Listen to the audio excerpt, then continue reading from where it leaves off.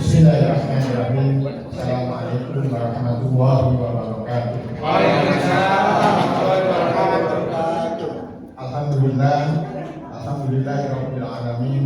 Bihi nasta'in ala umuri dunya waddin.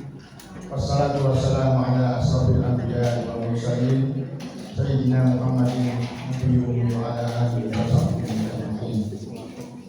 Wa qala Allah ta'ala fil Qur'anil Karim, a'udzu billahi minasyaitonir rajim. Ayyaman ma'dudat. Faman kana minkum maridan aw ala safarin fa iddatun min ayyamin ukhra. Wa 'alal ladzina yutiqunahu fidyatun ta'amu miskin. Faman tatawwa'a khairan fa huwa khairun lahu. Wa an tasumu khairun lakum in kuntum ta'lamun.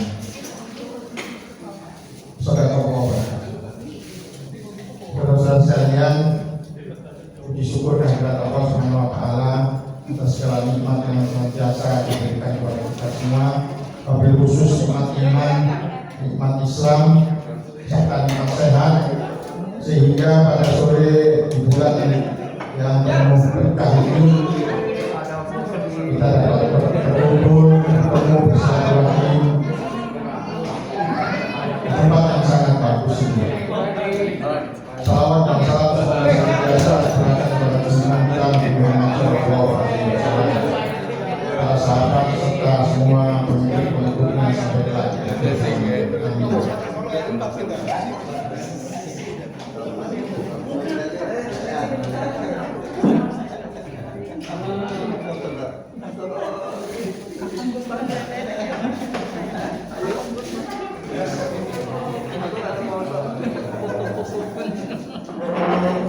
Saudara-saudara sekalian, dalam waktu yang kurang lebih hanya sekitar 10 menit, 18-11 kita ini.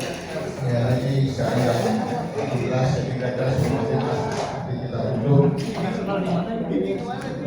Pertama yang ingin saya sampaikan sebenarnya adalah sebuah pertanyaan, karena kita sedang melaksanakan ibadah puasa, yaitu pertanyaannya, untuk apa sebenarnya berpuasa? Ini pertanyaan yang barangkali gampang susah dijawab. Untuk apa sih sebenarnya kita berpuasa? Tentu banyak jawabannya. Mana? Ada nyetrika tuh. Marbotnya kurang ini, marbotnya baru. Ada nyetrika. Kita ada kegiatan bantuin kali. Kayaknya belum di DP nih. AC matiin dulu AC. Gak apa-apa, kalau nggak ada suara lain, suara saya sama. Ya, sorry.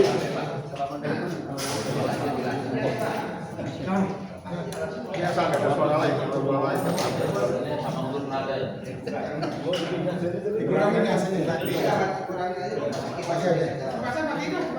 Itu enggak AC-nya mana aja. AC-nya Dan AC-nya. ya AC kipas juga. Ruso. Dibayar AC-nya listriknya kuat. Gelap nih jadinya. Ke up ya. Gelap. Hasilnya kebanyakan kali.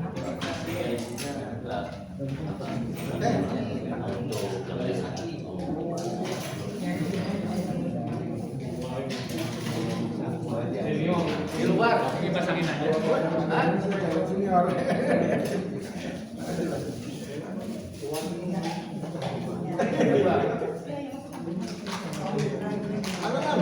Dipasang di lagi.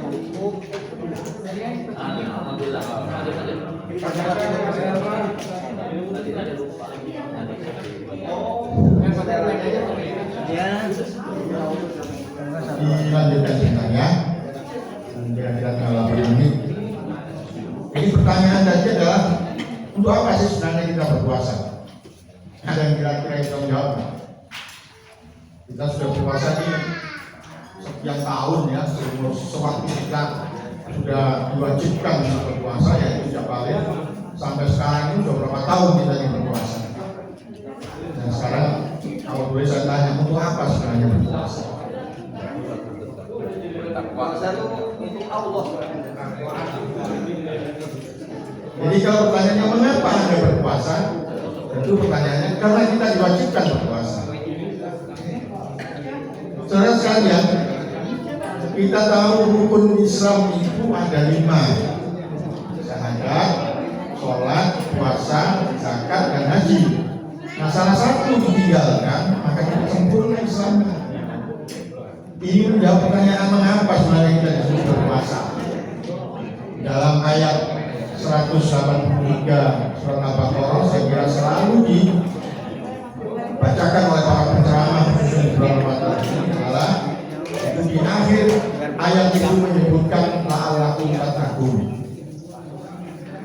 dengan harapan supaya kamu itu bisa bertakwa.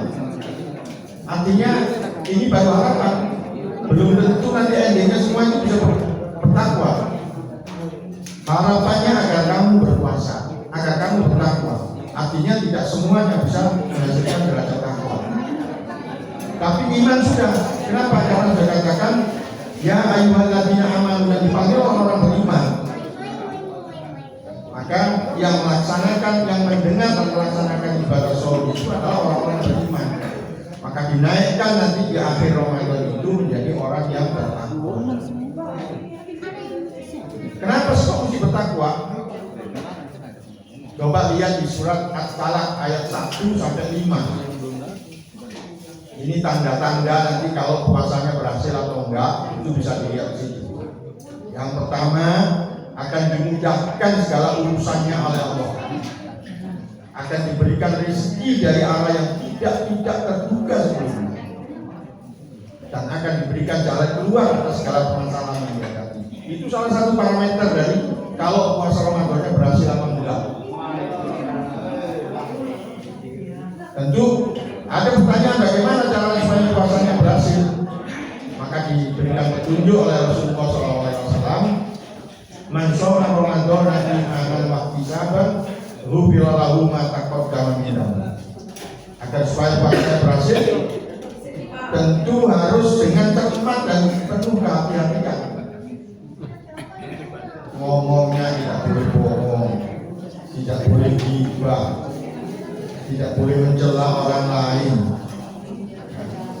tidak boleh menyebarkan berita bohong, tidak boleh iri dengki. Apakah itu membatalkan puasa? Tidak. Hanya membatalkan pahala puasanya. Maka selama bulan Ramadan kalau masih sering ngomongin orang, masih memendam rasa iri dengki, kemudian menyebarkan berita-berita hoax dan sebagainya, maka di akhir Ramadan hanya didapat lapar dan dahar. Saudara-saudara sekalian, di usia senja seperti kita sekarang ini, para senior, tentu masing-masing kita itu punya masalahnya. Semua pasti punya masalah. Tadi cerita bagaimana dulu di check-in counter, di package handling, ya lebih sedikit boleh lah. Ya. Kemudian ada yang bagasi yang nggak ada penumpangnya, ya itu masalah dan kita mengalami semua. Udahlah, saya katakan itu menjadi past tense. Kalau kalimat bahasa Inggris itu ke masa lalu, ke past tense. Nggak bisa lagi kemudian kita bilang. Oleh karena itu kasih sayang Allah, setiap tahun kita diberi kesempatan untuk melaksanakan ibadah sholat Ramadan.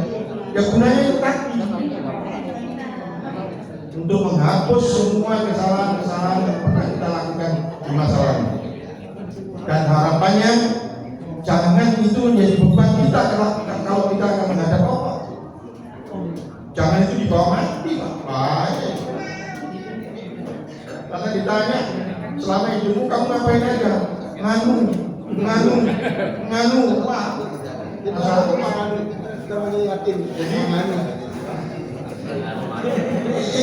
Jadi kalau puasa, makanya tadi pertanyaannya juga apa sih sebenarnya berpuasa? Ya itu sekalian bentuk kasih sayang Allah kepada kita diberi kesempatan.